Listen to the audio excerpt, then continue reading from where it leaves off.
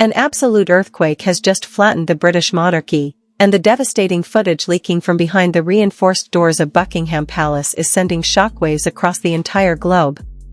Imagine the scene. King Charles walks into a high-security private council chamber, stares directly into the eyes of Prince William, and without uttering a single word, slams a sealed, blood-red velvet folder onto the mahogany table. No formal briefing.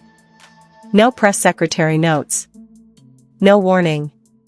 The entire room went dead silent, frozen in sheer terror as Prince William reached out, broke the official gold seal, and opened the document that changes the British line of succession forever. Inside that folder was a single, terrifyingly explicit document, a fully executed, unalterable abdication decree and coronation mandate officially locked in for November 14th. The sheer panic in the room was palpable. Senior aides were reportedly trembling. Catherine, Princess of Wales, collapsed into her chair in absolute shock, and William looked up at his father with eyes wide with betrayal, asking one simple question: why now? But King Charles didn't answer. He simply folded his hands, lowered his gaze, and let the deafening silence tear the room apart. What is inside this top-secret file that forced the king to secretly hand over his crown? Why did he choose this exact date, and what terrifying medical reality is the royal household desperately hiding from the public? Stay tuned, because the classified palace leaks we are unveiling today will leave you completely speechless. To truly grasp the staggering scale of this betrayal, we have to pull back the velvet curtain and look at the deep, festering wounds that have been quietly ripping the House of Windsor apart behind closed doors. For over 2 years, Buckingham Palace's slick public relations machine has been orchestrating one of the most elaborate, highly polished cover-ups in modern institutional history. Ever since February 2024, when the palace officially dropped the bombshell that King Charles was diagnosed with an undisclosed form of cancer, every single health update released to the world has been meticulously scrubbed by spin doctors. They handed the global press carefully crafted, reassuring phrases like undergoing regular treatments, maintaining state duties, and responding remarkably well. Notice what they never said? They never said cured. They never said remission. They never said recovery. Instead, the public was fed a steady diet of curated photos, forced smiles, and staged royal walkabouts. But behind the palace gates, away from the flashing cameras of the international media, a brutal power struggle was reaching a violent boiling point.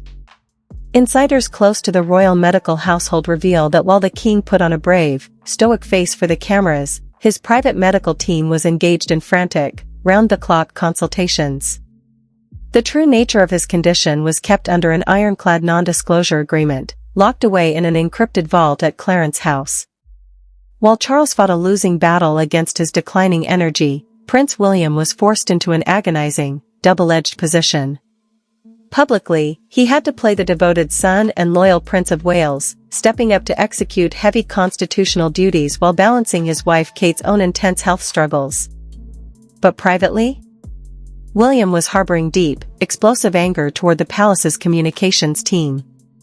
He felt the institution was recklessly lying to the public, setting up the monarchy for a catastrophic collapse when the inevitable brutal truth finally exploded into the headlines. The feud between the king's desperate desire to hold on to his lifelong birthright and the heir's urgent demand for total transparency created a suffocating atmosphere of distrust within the royal palaces. Friends close to the Prince of Wales reported that William felt completely sidelined, forced to act as a shield for a monarch who refused to admit his own mortality. Senior advisors were secretly splitting into two hostile camps: Camp Charles, who desperately fought to maintain the illusion of a reigning, healthy king, and Camp William, who recognized that the machinery of the state was grinding to a dangerous halt. For months, William silently endured the excruciating pressure. He watched as his father ignored direct medical advice to slow down, pushing his fragile body to the absolute limit just to prove he was still in control. But every forced public appearance carried a heavy, unseen cost. Sources confirmed that following major public events, the king required days of intense medical isolation just to recover enough stamina for his basic constitutional duties. The tension was an absolute powder keg, waiting for a single spark to detonate the entire institution. And that spark didn't just ignite, it violently exploded during an unscripted, highly secretive midnight gathering at Windsor Castle that sent shockwaves through the royal inner circle. The palace walls were no longer strong enough to contain the bitter arguments, the accusations of incompetence, and the agonizing truth that Charles's reign was burning out far faster than anyone in the public was ever meant to know. The boiling tension finally reached a catastrophic climax during an unscheduled, off-the-record gathering inside the private council chamber at Windsor Castle. It was supposed to be a routine, low-key catch-up between senior family members. But what transpired in that room was a scene straight out of a political nightmare.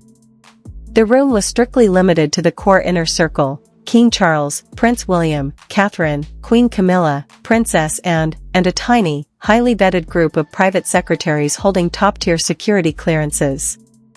Conspicuously absent were the usual palace press officers and communications directors. The room was swept for listening devices, and all personal electronic devices were confiscated at the door by royal protection officers. When King Charles entered the chamber, the room went ice cold. Witnesses describe his demeanor not as frail, but as terrifyingly resolute.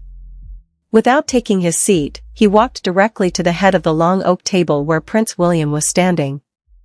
In a move that shocked everyone present, Charles reached inside his inner coat pocket, pulled out a heavy, blood-red leather binder sealed with royal wax, and dropped it right in front of his son. The heavy thud echoed off the stone walls like a gunshot. "Open it," Charles reportedly whispered, his voice cracking with emotion. William, his hands visibly shaking, broke the official gold seal and pulled out a stack of legal documents stamped with the seal of the Privy Council. The top page carried a bold, terrifying heading: Instrument of Delegation and Royal Transition Mandate. Attached to the document was a fixed, unalterable calendar date, November 14th. As William read through the dense legal jargon, the horrifying reality set in. This wasn't a draft. It wasn't a hypothetical succession scenario prepared by palace think tanks. It was a formal, legally binding directive signed by the king himself, ordering the immediate execution of Operation Menai Bridge, the master blueprint for the transition of the crown. The document explicitly declared that on November 14th, King Charles would officially step down, delegating full sovereign power to Prince William, who would be crowned King of the United Kingdom. The emotional fallout inside the chamber was instantaneous and explosive. Catherine stared at the document, her face draining of all color as she gasped in complete horror. Queen Camilla reportedly buried her face in her hands, unable to look at her husband, while Princess Anne stood up, furious, demanding to know who authorized such a reckless, unilateral move. William's shock instantly transformed into raw, unbridled anger. Leaked accounts from inside the room reveal he slammed his fist onto the table, glaring at his father. "You hid this from me? You sat there for months telling the world you were fine, while secretly signing away the crown behind my back." William shouted, his voice echoing down the corridors. He demanded an immediate explanation. Why now? Why force this onto my family when Kate is still recovering, when the kids are young, and when the public thinks you're stable? King Charles didn't yell back. He didn't offer a passionate defense. He simply lowered his head, folded his hands over his chest, and stared down at the polished wood in absolute, heartbreaking silence. The king refused to speak a single word of justification. Then came the first catastrophic twist that turned this family drama into an existential crisis for the nation. As William furiously flipped to the final page of the sealed file, an unexpected document slipped out from between the legal pages. It was an encrypted medical dossier marked with the red stamp of the Royal Household Medical Board. William scanned the medical metrics, and his eyes widened in sheer panic. The palace had not just been managing the king's health, they had been hiding an aggressive, rapid deterioration that meant Charles's physical ability to perform constitutional duties was projected to hit absolute zero within months. The public narrative of a preventative treatment phase was a complete, calculated lie manufactured to prevent panic in the financial markets and across the Commonwealth. Charles was handing over the crown not because he wanted to, but because his medical team gave him an ultimatum: step down now voluntarily, or face a public, humiliating emergency regency. The moment that private medical dossier hit the table, the situation spiraled completely out of control. But if the king thought his silent surrender of the throne would quietly resolve the royal crisis, he was dead wrong. The nightmare was only just beginning, and the second twist was about to smash the House of Windsor to absolute pieces. While the inner circle was still reeling inside the council chamber, an emergency leak detonated across the dark web and global intelligence forums. An anonymous source operating under the moniker The Red Folder Leaker uploaded a series of encrypted screenshots detailing the exact contents of the Windsor meeting. Within minutes, the rumors swept through high-level journalistic circles in London, Washington, and Sydney. The palace's communications team, completely unaware of the king's secret meeting, was suddenly hit with a tsunami of frantic inquiries from every major news network on Earth. Twitter, Reddit, and TikTok instantly exploded into a frenzy of viral wild theories. The hashtag Red Folder transition racked up over 150 million views in less than 3 hours. Royal commentators were pulled out of bed to go live on air, desperately trying to make sense of the chaotic, conflicting reports pouring out of London. The public reaction was a chaotic blend of sheer panic, fury, and disbelief. Supporters of the monarchy expressed deep heartbreak, flooding social media with prayers for the king, while harsh critics accused Buckingham Palace of orchestrating a massive, unethical propaganda campaign to deceive the British public for over 2 years. Celebrities and political figures couldn't stay quiet either. Prominent media personalities openly questioned the legitimacy of the government's official statements. A viral tweet from a top political commentator stated, "If the king has been forced to sign an emergency transition document while the public was told he was responding well to treatment, then Parliament has been fundamentally misled. Who is actually running the country?"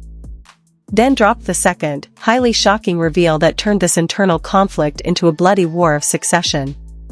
As Prince William stormed out of Windsor Castle and rushed back to Adelaide Cottage, his private team discovered something sinister. The secret meeting and the red folder weren't just a sudden impulse by a dying king, they were the result of a covert, highly aggressive campaign orchestrated by a secret faction within the royal household, led by none other than Queen Camilla and senior court officials. It turned out that for months, Queen Camilla had been quietly meeting with the Privy Council and senior constitutional lawyers to fast-track William's ascension. Why? Because Camilla realized that if Charles's health catastrophically failed in public without a pre-signed transition plan, the resulting chaos would leave the royal household completely vulnerable to intense parliamentary oversight, potentially stripping her of her royal titles, her housing security, and her multi-million-pound state allowance. She had maneuvered the king into handing over the red folder to protect her own future standing, completely throwing William and Catherine into the deep end without any warning. William was utterly stunned. The woman he had reluctantly accepted into his family had secretly pulled the strings behind his father's back, weaponizing the king's declining health to force a premature coronation. When William confronted Camilla in a blistering, late-night phone call, she didn't deny it.